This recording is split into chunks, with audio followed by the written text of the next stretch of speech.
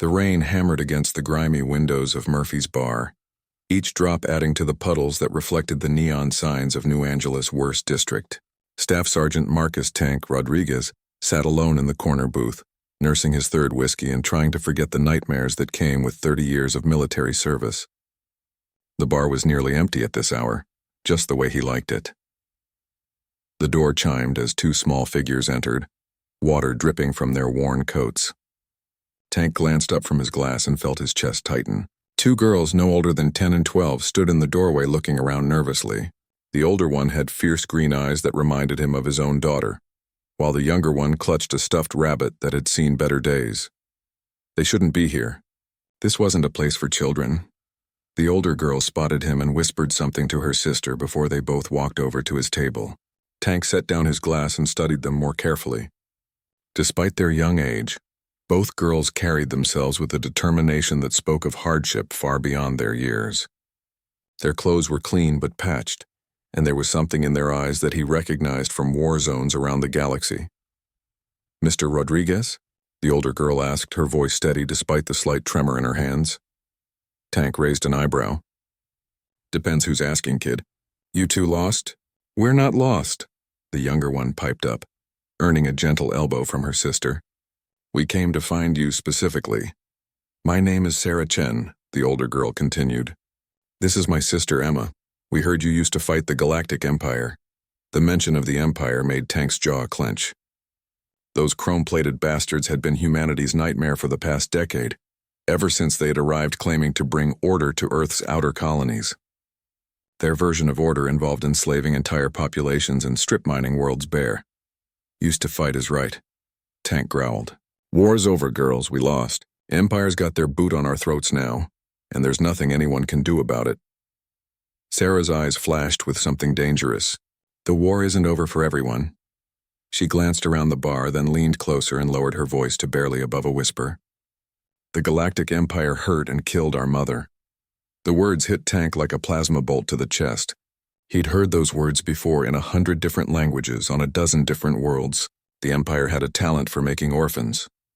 "I'm sorry for your loss," he said quietly, meaning it, "but revenge won't bring her back." "This isn't about revenge," Emma said, surprising him with the steel in her young voice. "This is about justice." Sarah reached into her coat and pulled out a small data pad, sliding it across the table. Tank hesitated, then picked it up. The screen showed a news report from the Kepler colony, dated 3 months ago. "Mining accident kills 47 workers," he read aloud. "Empire officials blame faulty human safety protocols." "It wasn't an accident," Sarah said. "Mom was an engineer there. She found out the Empire was using substandard materials to build the mining equipment. When she tried to report it, they said she was trying to sabotage Imperial property." Tank scrolled through the report, his expression growing darker. "Says here the mine collapsed during a routine inspection." "They killed her," Emma whispered, tears starting to form in her eyes. "They killed everyone who knew the truth. And then they shipped us here to Earth," Sarah added. "Told us we were lucky they were being generous, that we should be grateful for their mercy." Tank set the datapad down and looked at these two small girls who had somehow tracked him down in the worst dive bar on the continent. "What exactly are you asking me to do, kids?" "We have money," Sarah said quickly, pulling out a credit chip. "Not much, but it's everything we have. We want to hire you. To do what?" "What you do best," Emma said with a wisdom that broke Tank's heart.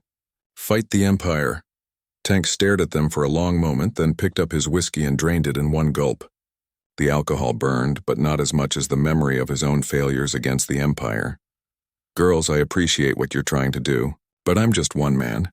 The Empire has fleets, armies, weapons that can crack planets in half. I'm a washed-up Marine with more scars than sense." "You're the Tank Rodriguez," Sarah said with quiet conviction. "The man who held the line at Thermopylae Station against 1,000 Empire troops with just a squad of Marines. The one who broke their siege of New Sparta single-handedly. That was a long time ago." 3 years, Emma corrected. "We looked it up. You're still that man." Tank felt something stirring in his chest that he thought had died at Thermopylae. It was a dangerous feeling, one that had gotten him into more trouble than he could count. "Hope. Even if I wanted to help," he said slowly. "What makes you think we could accomplish anything? The Empire has Earth locked down tight. Sarah smiled for the first time since entering the bar, and it was a smile that would have made her mother proud. Because they think humans are weak. They think we'll just roll over and accept their rule.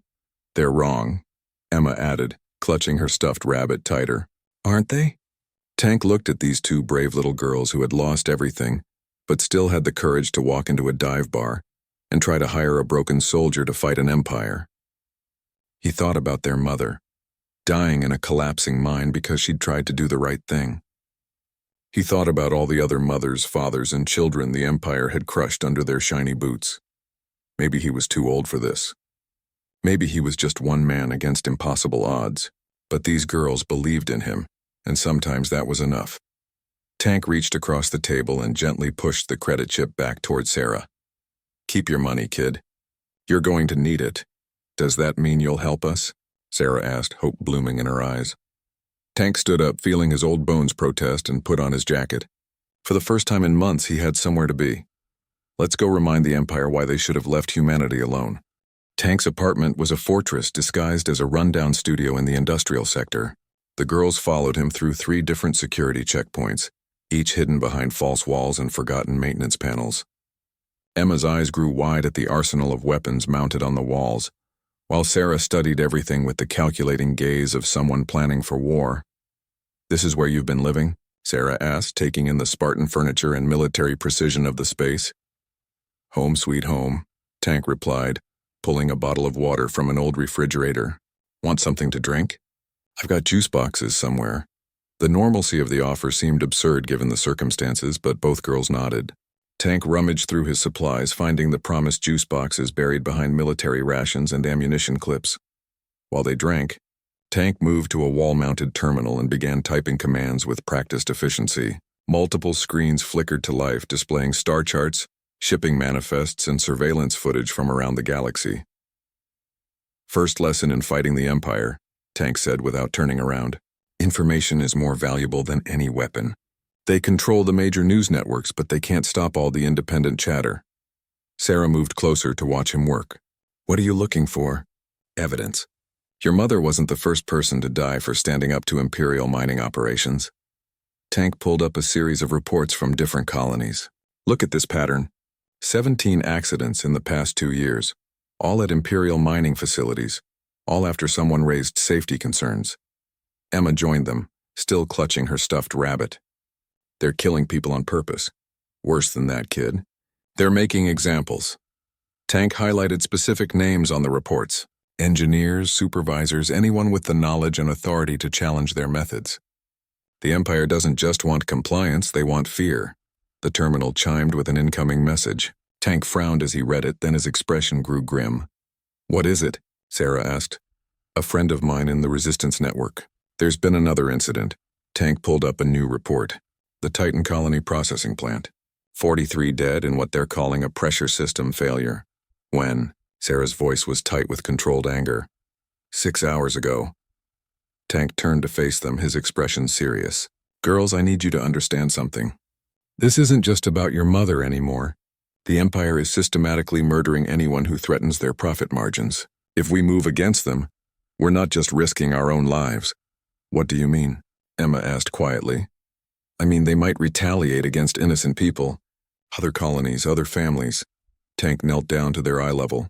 I've seen what the Empire does when they want to send a message. Entire cities burned to the ground. Thousands dead.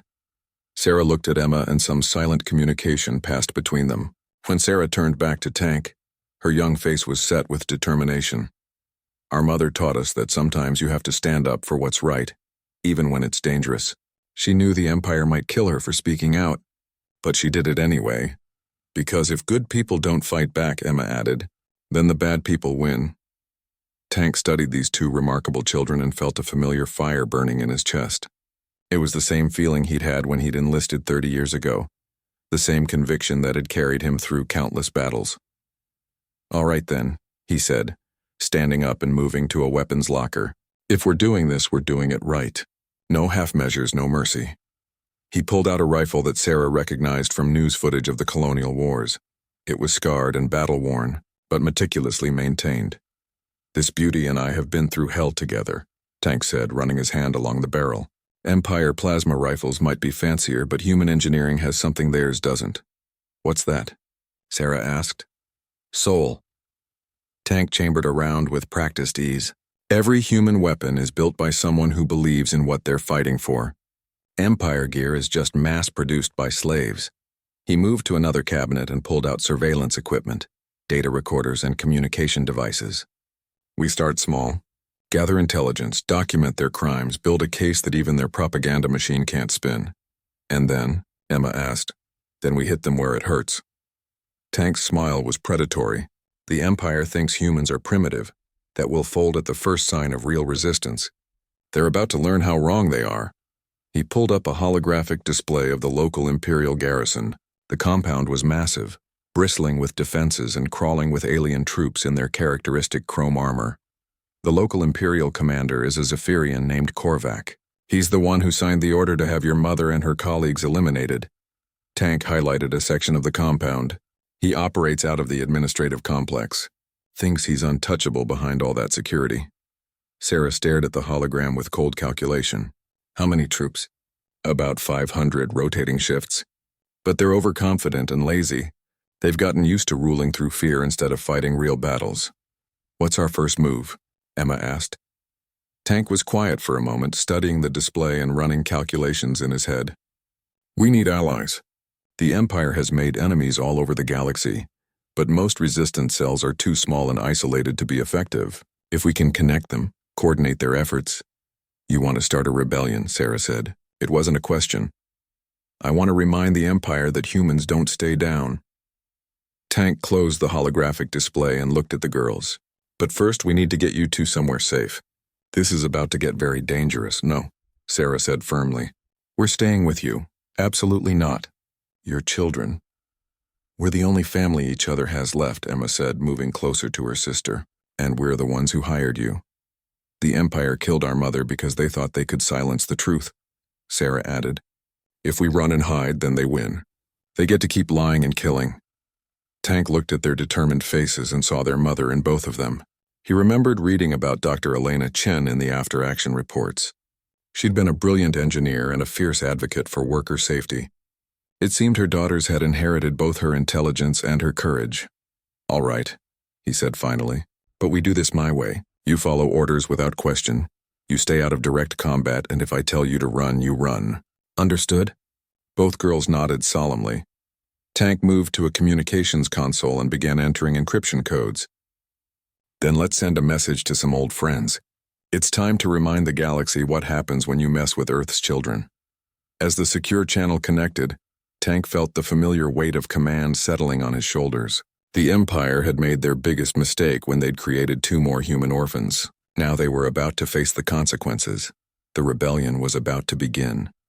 The Imperial Supply Depot sat on the outskirts of New Angeles like a chrome and steel cancer. Massive warehouses stretched across 50 acres, guarded by energy barriers and patrolling sentries. Tank crouched behind a concrete barrier 200 meters away, watching the facility through tactical binoculars while Sarah and Emma huddled beside him. Shift changes in 12 minutes, Tank whispered, lowering the binoculars. That's when we move. 3 days of surveillance had revealed a pattern in the depot's security. The Zephyrian guards were disciplined but predictable, rotating their patrols with clockwork precision. Human nature, Tank had learned, was chaos and adaptability. Alien nature was order and routine. That difference could be exploited. Remember the plan, Tank said, checking his equipment one final time. Sarah, you're our eyes and ears on the communication channels. Emma, you handle the data extraction once we're inside. I'll deal with any hostiles. Both girls nodded, their faces painted with camouflage paste to blend into the shadows. Tank had been reluctant to bring them on the actual mission, but their technical skills were beyond anything he could manage alone. Sarah had an intuitive understanding of Imperial communication protocols, while Emma could crack their data encryption faster than most military specialists. Movement, Sarah whispered, pressing her earpiece closer. 2 guards heading toward the eastern gate. Tank peered through the binoculars again. The chrome-armored Zephyrians moved with mechanical precision, their elongated heads scanning back and forth as they walked their predetermined route. Each carried a plasma rifle that could punch through a tank's armor. 10 seconds. Tank counted down. 5, 4, 3, 2, go. They moved like ghosts across the open ground, keeping low and using shadows to mask their approach. Tank led the way, his old instincts taking over as he navigated toward the facility's weak point. Sarah and Emma followed in his footsteps, their smaller size allowing them to stay hidden behind cover that barely concealed Tank's bulk. The perimeter fence crackled with energy fields that would fry anything larger than an insect. Tank pulled out a small device that looked like a TV remote and pointed it at the fence. Emma had built it from salvaged Imperial technology, reprogramming their own security systems against them. Clever girl, Tank muttered as the energy field flickered and died in a 3-meter section. They slipped through the gap and immediately pressed against the nearest warehouse wall. Inside the depot, the real challenge began. Tank's reconnaissance had identified the main data center in Building 7, where the Empire stored shipping manifests and operational records for the entire sector. If they could access those files, they'd have evidence of the mining operation murders and detailed information about Imperial supply lines. They moved through the maze of warehouses like experienced infiltrators. Tank took point, using hand signals to communicate with the girls as they navigated around automated cargo movers and sensor arrays. His military training kept them invisible to the electronic surveillance, while Sarah monitored Imperial communications to warn of approaching patrols. Building 7 loomed ahead of them, its walls covered in alien script that promised swift death to unauthorized personnel. Tank studied the entrance for several minutes, counting guards and timing their movements. 2 sentries at the main door, he whispered. Motion sensors on the windows. Service entrance on the north side has a single guard, but he's positioned to see the entire approach. What about the maintenance access? Emma suggested, pointing to a small hatch near the building's foundation. Tank examined it through his binoculars and smiled grimly. Too small for a Zephyrian. Barely big enough for you two. But not for you, Sarah said, understanding immediately. That's right. You'll have to go in alone while I create a distraction. Tank pulled out 2 small communication devices and handed them to the girls. These will keep us connected.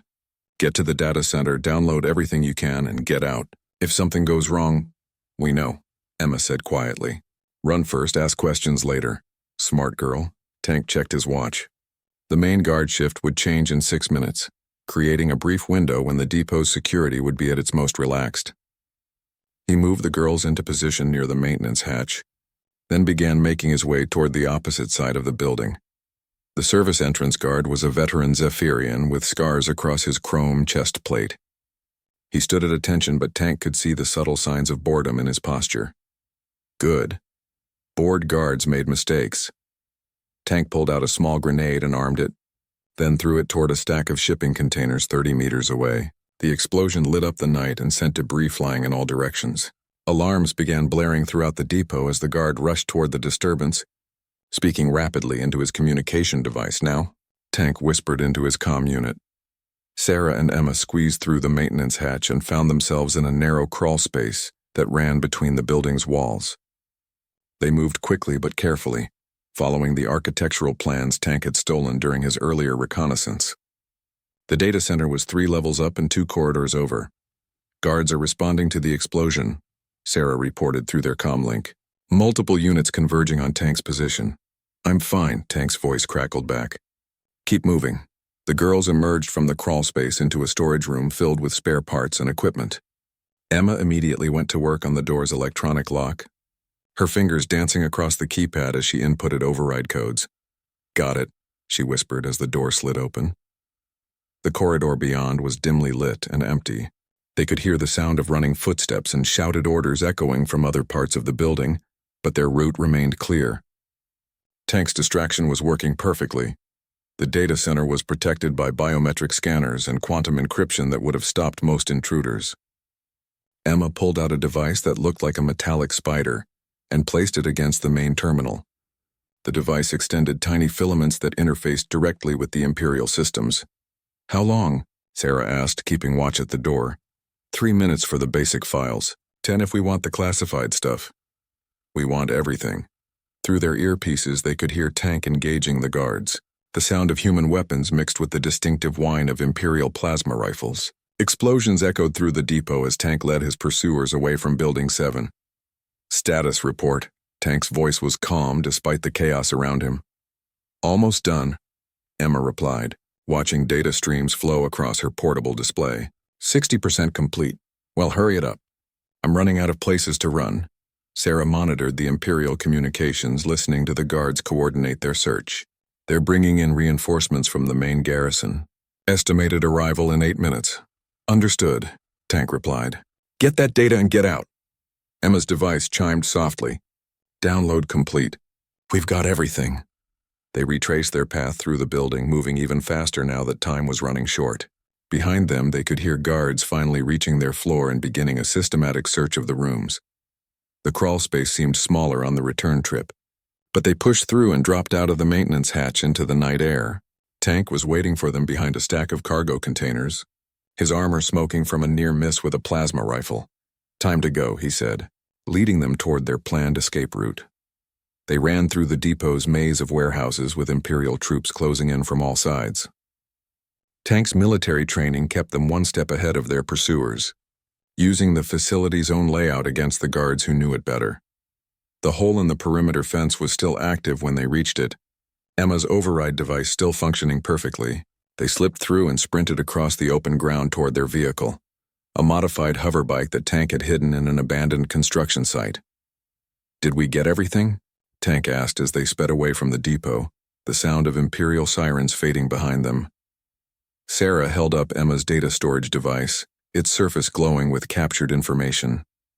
Ship manifests, operational orders, communication logs, and financial records going back 2 years, including the kill orders for the mining operations, Emma added with satisfaction. Tank allowed himself a small smile. Then Phase 1 is complete. Now comes the hard part. What's that? Sarah asked, making sure the galaxy sees what we found. Behind them, the Imperial depot continued to burn as Tank's diversionary explosives finished their work. It was a small victory against an enormous enemy, but it was proof that the Empire could be hurt. More importantly, it was proof that humans wouldn't go quietly into the night. The rebellion had drawn first blood. The abandoned subway tunnel beneath New Angeles had become their temporary command center. Emergency lighting cast eerie shadows on the tiled walls, while cables and equipment turned the old platform into a high-tech nerve center. Tank sat at the main console, reviewing the intelligence they'd stolen from the depot, while Sarah and Emma worked on cracking the deeper encryption layers. This is bigger than we thought, Tank said, highlighting entries on his screen. The Empire isn't just covering up mining accidents. They're systematically looting entire worlds. Sarah looked up from her workstation, where she'd been analyzing communication intercepts. The Kepler colony where Mom worked. They've stripped 90% of the planet's rare Earth deposits in just 8 months. At the cost of how many lives? Emma asked, though her voice suggested she already knew the answer would be terrible. According to these medical reports, over 3,000 colonists have died from environmental poisoning, Tank replied grimly. But the Empire's official casualty count lists it as fewer than 50. The data painted a picture of systematic genocide disguised as industrial efficiency. The Empire would identify planets rich in resources, establish mining operations with impossible quotas, and then eliminate anyone who protested the unsafe working conditions. When entire populations became too sick to work, they were simply written off as acceptable losses. We need to get this information to the independent news network, Sarah said. If people across the galaxy see proof of what the Empire is doing, they'll care for about a day, then forget when the next entertainment program comes on, Tank interrupted. I've seen this before. Evidence isn't enough. People need to see the Empire can be beaten. A soft chime from the communications array interrupted their discussion. Tank frowned and moved to the long-range receiver, inputting his old military authorization codes. Tank, this is Ghost, a familiar voice crackled through the static. I got your message. Things are heating up out here. Ghost was Tank's former squad leader, now running a resistance cell in the Outer Rim. They'd served together for 15 years before the Empire had driven humanity's military into hiding. Good to hear your voice, old friend, Tank replied. What's your status? We've got 17 colonies ready to coordinate strikes against Imperial supply lines, but we need proof that humanity can actually hurt these chrome-plated bastards. Your depot raid got their attention, but it also made them angry. What do you mean? Sarah's blood ran cold as Ghost's next words came through the speakers. They've issued a pacification order for Earth. Full martial law, mass arrests, and collective punishment protocols. They're making examples of entire cities to show what happens when humans get uppity. Tank's jaw clenched as he processed this information. Casualties? New Tokyo was hit 3 hours ago. Orbital bombardment followed by ground troops. Early estimates put civilian deaths at over 50,000. Emma's datapad clattered to the floor as she stared at the communication array in horror. They killed 50,000 people because we stole some files? No, sweetheart, Tank said gently but firmly. They killed 50,000 people because that's who they are. We just gave them an excuse to stop pretending otherwise. Ghost's voice continued through the static. The good news is that your raid gave us the intelligence we needed to map their supply network. If we coordinate simultaneous strikes across 12 sectors, we can cut off their reinforcement routes and leave their garrison forces isolated. Tank studied the star charts they downloaded, cross-referencing supply routes with known Imperial bases. The Empire's strength came from their ability to rapidly deploy forces anywhere in the galaxy. Cut those supply lines, and their advantage disappeared. What do you need from us? Tank asked. The manufacturing codes for their ammunition. Without those, our captured weapons are just expensive clubs. Sarah was already pulling up the relevant files from their data theft. We've got them. Industrial. Replication codes for plasma cells, gravitic missiles, everything. Outstanding. Transmit when ready. As Sarah began uploading the codes through their encrypted channel, Tank felt the familiar weight of command settling on his shoulders. This was no longer about revenge for 2 dead parents or justice for murdered minors. This was about the survival of the human race. Ghost, how long do we have before the Empire realizes what we're planning? Intel suggests they're bringing in a full battle fleet to Earth orbit within 72 hours. After that, any resistance on the planet will be impossible. Tank looked at Sarah and Emma, these 2 brave children who had started something that was now spiraling beyond anyone's control. He thought about their mother, dying in a collapsed mine because she'd tried to do the right thing. He thought about the 50,000 people in New Tokyo who would never see another sunrise. Then we finish this before they arrive, Tank said with cold determination. What do you mean? Emma asked. Tank pulled up a holographic display of the local Imperial garrison. The Empire rules through fear. They've convinced everyone that resistance is hopeless, that humanity should just accept its place as a subject species. He highlighted the command center where Commander Korvac directed Imperial operations across the entire Earth sector. But if we can take out their local command structure, broadcast it across the galaxy, show every human colony that the Empire can be beaten. Tank's smile was predatory. Then the revolution won't just be about supply lines and tactical strikes. It'll be about hope. Sarah understood immediately. A direct assault on their most heavily defended position. You're talking about a suicide mission. I'm talking about a statement. The Empire thinks humans are primitives who'll fold at the first sign of real force. They're about to learn why Earth has never been conquered. Emma picked up her datapad and began running calculations. Their garrison has energy shields, automated defenses, and 500 troops. We have 3 people and whatever weapons you've got in storage. And the advantage of surprise, Tank added, plus something the Empire has never learned to account for. What's that? Human unpredictability. They think in terms of logical tactics and mathematical probabilities. We think in terms of impossible and hold my beer. The communication array chimed again as Ghost's voice returned. Tank, I'm seeing massive Imperial fleet movements. They're not waiting 72 hours. Latest intel puts their arrival at 36 hours. Tank felt his window of opportunity closing rapidly. The Empire was scared, and scared enemies made desperate moves. If they glassed Earth from orbit, it wouldn't matter how successful the colonial rebellion was. Understood, Ghost. Execute Operation Thunderbolt in 18 hours. Don't wait for our signal. Copy that. And Tank, it's been an honor serving with you. Likewise, old friend. Tank closed the communication channel and turned to face the girls.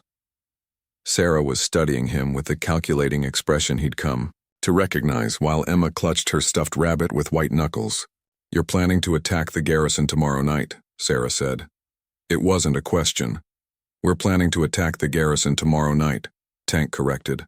All three of us. Tank, we're children, Emma protested. You're soldiers now, Tank replied seriously.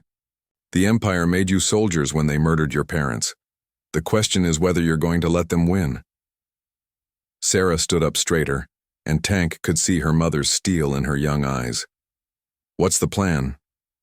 Tank began pulling up architectural schematics and deployment schedules. Simple. We're going to walk right through their front door and remind Commander Korvac why humans don't stay down. And then? Then we broadcast his surrender to every human colony in the galaxy and watch the Empire's reputation crumble. Emma looked skeptical. What if he doesn't surrender? Tank's smile was grim but confident. Then we broadcast his funeral instead. Outside in the tunnels, the sound of distant sirens echoed through the darkness as Imperial forces continued their crackdown on New Angeles. But in their hidden command center, 3 humans were planning something that would shake the foundations of galactic civilization. The Empire was about to learn that humanity's greatest weapon wasn't technology or numbers. It was the absolute refusal to give up. The Imperial garrison at dawn looked like a sleeping giant of chrome and steel, its towers reaching toward the gray sky like metallic claws.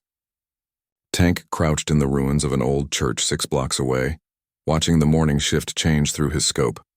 Sarah and Emma huddled beside him, their small packs loaded with enough explosives to level a city block. Still time to back out, Tank said quietly, though he knew neither girl would take the offer. Our mother didn't back down when they threatened her, Sarah replied, checking the detonator in her hand for the 10th time. We won't either. Emma nodded, her stuffed rabbit now equipped with a hidden camera and transmitter. Tank had initially protested the idea of bringing a toy on a military operation, but Sarah had pointed out that no Imperial soldier would suspect a child's comfort item of containing surveillance equipment. Remember the plan, Tank said, shouldering his rifle. I go in loud through the main gate, draw their attention. You two use the chaos to reach the command center and get that transmission equipment online. And if something goes wrong, Emma asked, then you run.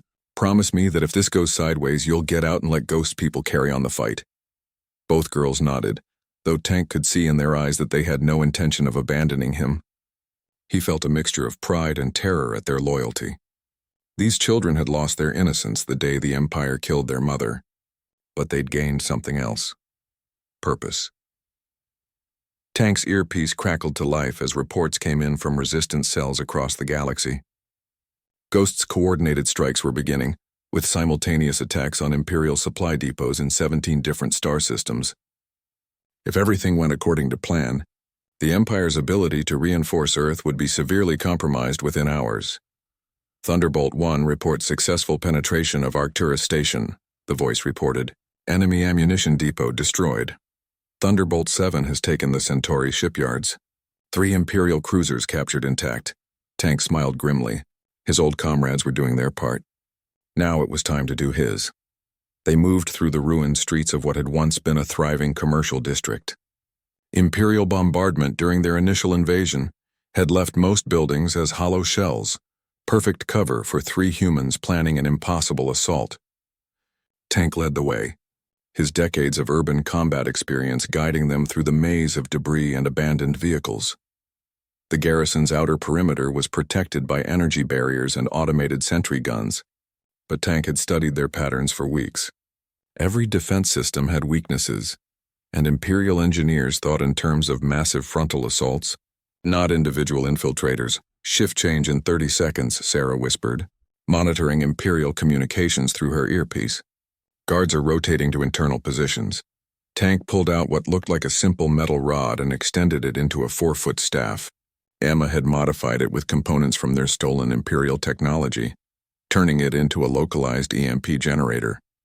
1 pulse would temporarily disable the nearest section of energy barriers. On my mark, Tank counted down. 3, 2, 1 mark. The EMP pulse rippled out invisibly and a 20-meter section of the barrier flickered and died. They had exactly 90 seconds before the system's automatic repair protocols restored power. Tank sprinted across the open ground with Sarah and Emma close behind. diving through the gap just as the barrier crackled back to life. They were inside the garrison perimeter. The main courtyard was a kill zone designed to channel attackers into predetermined firing positions. Tank had no intention of playing by Imperial rules. Instead of advancing along the obvious route, he led the girls along the base of the walls, using architectural features and equipment installations for cover.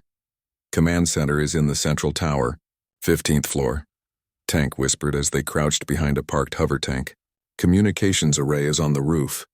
How do we get up there without using the elevators? Emma asked, studying the tower's smooth walls. We don't go up, Sarah said suddenly, understanding something. We make them come down.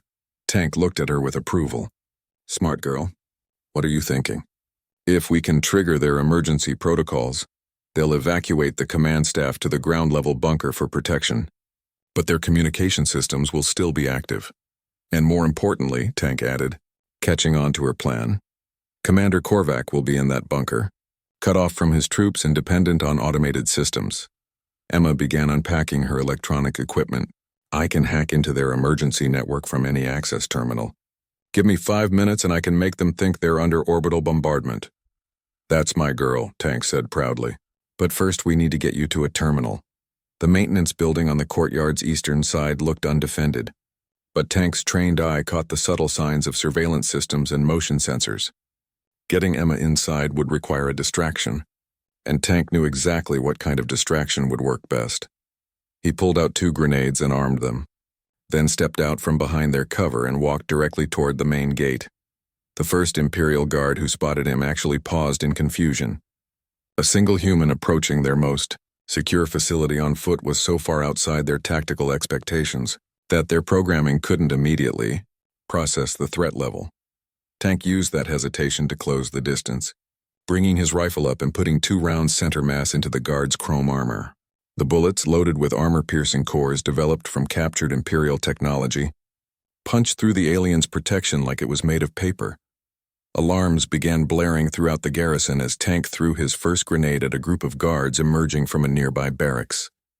The explosion sent bodies flying and turned their perfect formation into chaos. Now, Tank shouted into his comm. Sarah and Emma sprinted toward the maintenance building while Tank drew fire from every guard in the courtyard. His rifle barked repeatedly as he moved from cover to cover, each shot precisely placed to maximize confusion and casualties. These weren't the elite troops the Empire sent to conquer worlds. These were garrison soldiers, used to intimidating defenseless civilians. They had never faced a human Marine with 30 years of combat experience and nothing left to lose. Tank's second grenade took out the main gate's control system, sealing the garrison and preventing reinforcements from entering. His rifle found target after target as Imperial troops scrambled to respond to an attack that violated every rule of civilized warfare. Inside the maintenance building, Emma worked frantically at an access terminal while Sarah monitored enemy communications. Her fingers flew across the keyboard as she navigated Imperial security protocols and inserted false sensor readings into their network. Emergency evacuation initiated. Announce the garrison's automated systems. All command personnel report to secure bunker immediately. Through the building's windows, they could see Imperial officers abandoning their posts and rushing toward the underground shelter. Commander Korvac himself appeared on an elevated walkway, his distinctive golden armor marking him as the garrison's leader. There he is, Sarah breathed, watching their target disappear into the bunker entrance. Done, Emma announced, her modifications complete. The system thinks we're being bombarded by their own fleet. They'll stay in that bunker for hours waiting for an all-clear signal that will never come. Outside, Tank continued his one-man war against the garrison's remaining troops. His rifle finally ran dry, but he smoothly transitioned to his sidearm, each shot finding its mark with mechanical precision. Imperial plasma bolts burned the air around him, but Tank moved like a man half his age, rolling and sprinting from cover to cover. Sarah, Emma, status report, he called out between shots.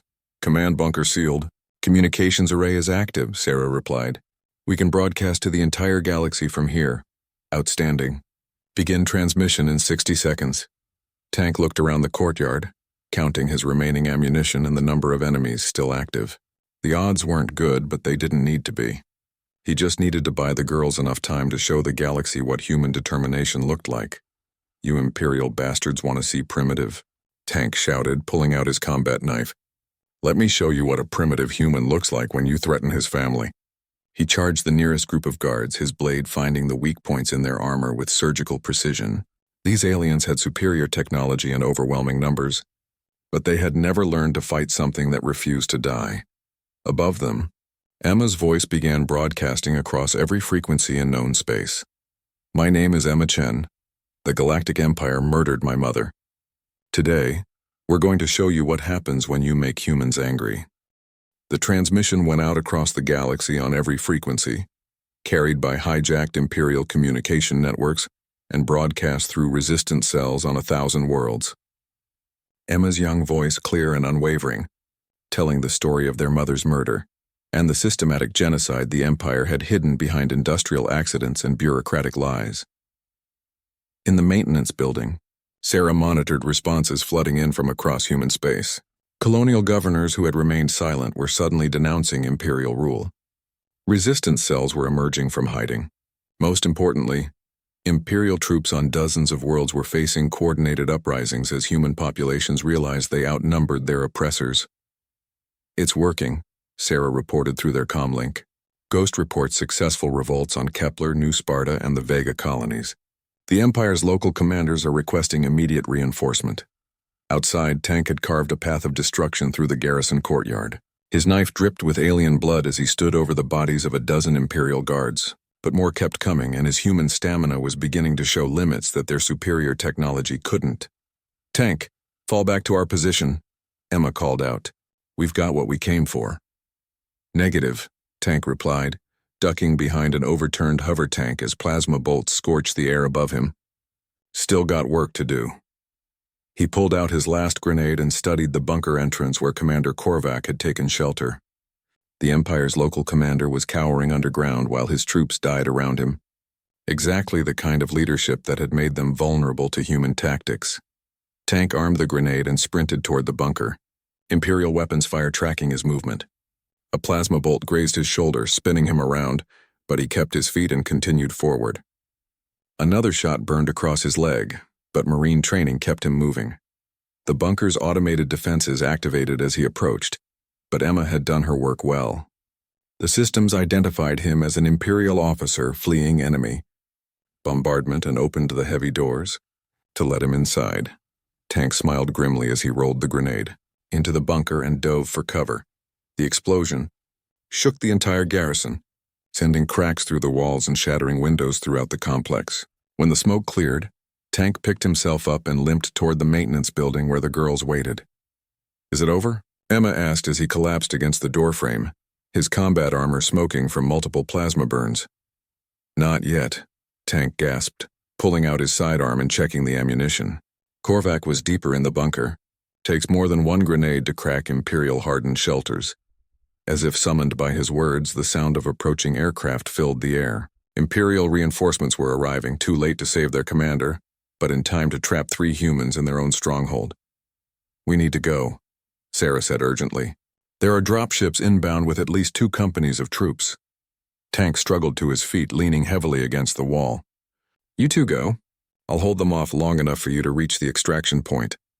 "No," Emma said firmly. "We all go together or nobody goes. Listen to me, girls. I'm hurt bad, and those dropships are carrying enough troops to level this entire district. If you stay, we all die for nothing. And if we leave without you, we spend the rest of our lives knowing we abandoned the man who helped us get justice for our mother," Sarah replied with steel in her voice. Tank looked at these 2 remarkable children who had somehow become the most important people in his world. He thought about their mother dying alone in a collapsing mine and knew he couldn't let her daughters face the same fate. "All right," he said, pushing himself away from the wall. "Then we finish this the hard way." He led them deeper into the maintenance building, following service tunnels that connected to the bunker's emergency systems. Emma's earlier hacking had given them access to the garrison's blueprints, revealing a network of passages that bypassed the main security checkpoints. They emerged in the bunker's lower level, where emergency lighting cast everything in hellish red shadows. The walls were scorched from Tank's grenade, but the deeper sections remained intact. Somewhere in this maze of corridors, Commander Korvac was waiting. "Emma, Can you track his location through the bunker's internal sensors? Tank asked. Emma pulled out her modified datapad and interfaced with the bunker's systems. Life signs in the command center 2 levels down. Multiple contacts, but one has the biometric signature of a Zephyrian command officer. That's our target. They descended through the bunker's levels, following Emma's guidance through the labyrinthine passages. Tank's wounds were slowing him down, leaving bloody footprints on the metal floor, but his determination never wavered. The command center's blast doors were sealed, but Emma's skills with Imperial technology made short work of the electronic locks. They opened to reveal a circular chamber filled with holographic displays and communication equipment. Commander Korvac stood at the center, his golden armor gleaming under the harsh lights, flanked by 2 guards in standard chrome protection. Humans. Korvac's voice was a synthesized hiss through his helmet speakers. I should have expected this primitive savagery, Commander Korvac, Tank said, raising his weapon. By the authority of the human resistance, you're under arrest for crimes against humanity. The alien commander's laugh was like grinding metal. Arrest? You are 3 criminals who will be executed for terrorism against the Galactic Empire. We're 3 humans who are tired of your people's bullshit, Tank corrected. Sarah stepped forward, her young face filled with controlled fury. You signed the order to kill our mother, Dr. Elena Chen, Kepler Colony. Do you remember her? Korvac's head tilted as he accessed his memory files. The mining engineer who attempted to sabotage Imperial operations. Her elimination was regrettable but necessary. She tried to save lives, Emma said quietly. She reported safety violations that would have killed thousands of workers, and instead caused delays in resource extraction that cost the Empire valuable time and materials, Korvac replied without emotion. Her death and the deaths of the other saboteurs served as necessary examples. Tank felt cold rage building in his chest. This alien truly saw human lives as nothing more than acceptable losses in an accounting spreadsheet. It was time to balance those books. Sarah, Emma, start recording, Tank ordered. The galaxy needs to see this. Emma activated her stuffed rabbit's camera while Sarah began broadcasting through the bunker's communication systems. Within seconds, their signal was being relayed to resistance cells across known space. Commander Korvac, Tank said formally, you have been found guilty of genocide, murder, and crimes against sentient beings. The sentence is death. You cannot execute an Imperial officer, Korvac protested. I claim diplomatic immunity under the Galactic Accords. The Galactic Accords don't apply to rabid animals, Tank replied. His finger tightening on the trigger. The 2 guards raised their weapons, but Tank was faster. His first shot took the guard on the left center mass, while his second shot shattered the right guard's weapon before he could fire. Both aliens dropped, their superior armor no match for human ammunition loaded with Imperial-grade penetrators. Korvac reached for his sidearm, but Sarah was quicker. The small device she threw at his feet was one of Tank's flashbang grenades, modified by Emma to overload alien sensory systems. The explosion left the commander stunned and temporarily blinded. Tank walked up to the helpless alien and pressed his rifle against Korvac's golden helmet. Any last words for the people of Earth? Korvac's response was a string of alien curses and threats about Imperial retaliation. Tank listened patiently, then nodded to the girls. The Empire thinks humans are animals, Tank said to the camera. They think we'll just accept whatever they do to us. Commander Korvac here has been responsible for the deaths of thousands of innocent civilians. He looked directly into the camera lens, knowing his words were being heard on every human world in the galaxy. This is what happens when you underestimate human resolve. This is what happens when you murder our children and expect us to stay quiet. Tank pulled the trigger. The shot echoed through the bunker like thunder, carrying with it a message that would resonate across the galaxy. The Galactic Empire was not invincible. Human resistance was not futile. And sometimes justice came at the end of a rifle barrel. Above them, the sound of Imperial dropships landing signaled the arrival of reinforcements, but Tank knew it was too late. The message had been sent, the example made. Across human space, the revolution was spreading like wildfire. The Empire had awakened something they couldn't control, couldn't negotiate with, and couldn't defeat. They had awakened humanity's righteous fury. 3 months later, Tank sat on the porch of a small farmhouse on the rebuilt Kepler colony, watching Sarah and Emma play with other children in the wheat fields that had replaced the Imperial mining operation. His left leg still ached from the plasma burns he'd taken during the garrison assault, but physical therapy and time were slowly healing the damage. The galaxy had changed in ways none of them could have predicted. The execution of Commander Korvac, broadcast live across human space, had become the spark that ignited a wildfire of rebellion. Within days of the transmission, Imperial garrisons on 47 worlds had faced coordinated uprisings. Within weeks, entire sectors had declared independence from Imperial rule. The Empire's response had been predictably brutal, but their iron grip had finally met something it couldn't crush. Human determination backed by captured Imperial technology and coordinated resistance tactics had proven more effective than anyone had dared hope. "Tank, you've got a visitor," Sarah called out, running up from the fields with Emma close behind. Both girls had grown in the months since their assault on the garrison, not just physically but in confidence and purpose. A familiar figure emerged from a hover car parked near the farmhouse. Ghost walked with the easy stride of a man who had finally found something worth fighting for and won. His weathered face bore new scars, but his eyes held something that had been missing for years. Hope. "Well, if it isn't the most wanted terrorist in Imperial space," Ghost said with a grin, embracing his old friend. "Former Imperial space," Tank corrected. "I hear the Outer Rim is completely liberated now. 43 systems and counting. The Empire's pulled back to their core worlds and is trying to pretend. This is a temporary setback." Ghost settled into a chair beside Tank and accepted a glass of lemonade from Emma. "But their recruiting is down 60%, and 3 more member species have withdrawn from the Imperial Senate." Sarah joined them on the porch, her tablet displaying news feeds from across the galaxy. "The Andorians declared independence yesterday. The Centauri Republic is considering a formal alliance with the Human Liberation Front." "And the Empire?" Tank asked. Ghost's expression grew serious. "Still dangerous, still powerful, but no longer invincible. Your little stunt showed the galaxy that they bleed just like anyone else." Emma looked up from her lemonade with the serious expression that reminded Tank so much of her mother. "Are we winning?" "We're surviving," Tank replied carefully. "And sometimes that's the same thing as winning." Ghost pulled out a communication device and activated a holographic display. "Actually, I came here to show you something. Remember that broadcast you made from Korvac's bunker?" The hologram showed footage from dozens of worlds, humans of all ages watching the execution on public screens, in hidden resistance meetings, and in their own homes. But it wasn't just humans. Tank saw Andorians, Centauri, even some younger Zephyrians in the crowds. "Your message resonated beyond human space," Ghost explained. "Species that have been under Imperial rule for centuries suddenly realize they outnumber their oppressors. The revolution isn't just human anymore." Tank watched the footage with mixed emotions. He was proud of what they'd accomplished, but he also knew the price.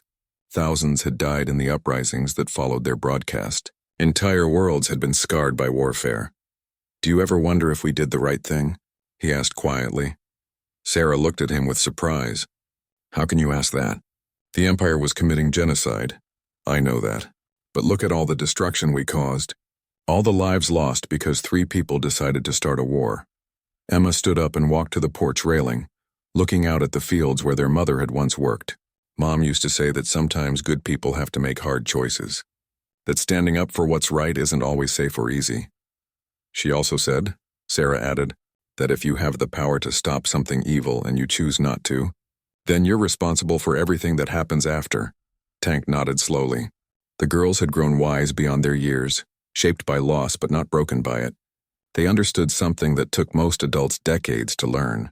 Sometimes the right choice was also the hardest choice. Ghost shut off the holographic display and leaned back in his chair. "The Empire is offering a peace treaty. They want to negotiate territorial boundaries and establish formal diplomatic relations. And the Human Liberation Council is split. Half want to negotiate, half want to keep fighting until we've driven them back to their homeworld." Tank considered this information while watching the children play in the fields. Peace would mean the killing stopped, but it would also mean accepting that the Empire would continue to oppress other worlds beyond human reach. "What do you think we should do?" Emma asked. Tank looked at her and Sarah, these 2 remarkable young women who had started a galactic revolution because they refused to let their mother's death be meaningless.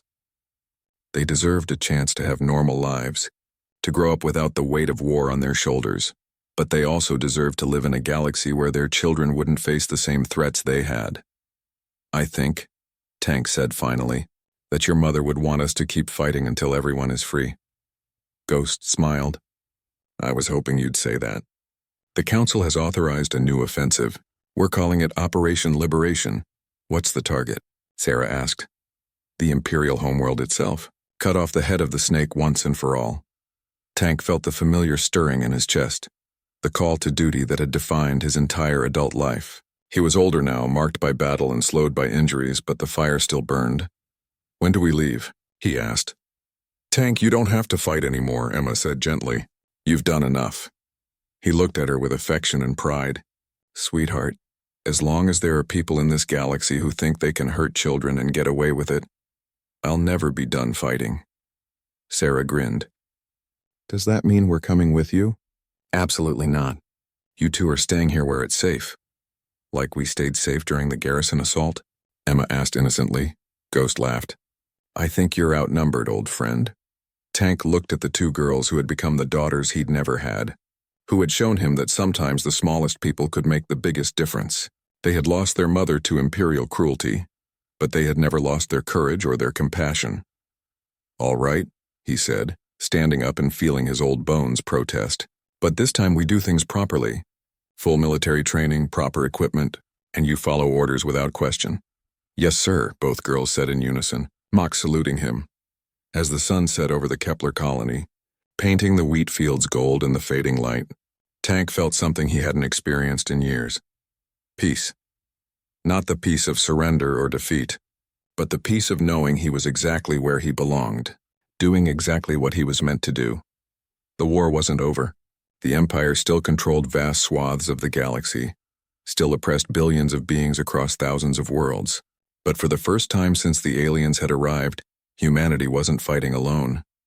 They had allies now, united by the simple belief that everyone deserved freedom. They had hope, kindled by the sacrifice of a mining engineer who had refused to stay silent and kept alive by her daughters who had refused to give up. Most importantly, they had proven something the Empire had never understood. Humans didn't just fight for themselves. They fought for each other, for strangers they'd never met, for principles that couldn't be conquered or destroyed. They fought not because they enjoyed war, but because they believed in something worth the cost. And that made them the most dangerous enemy the Galactic Empire would ever face.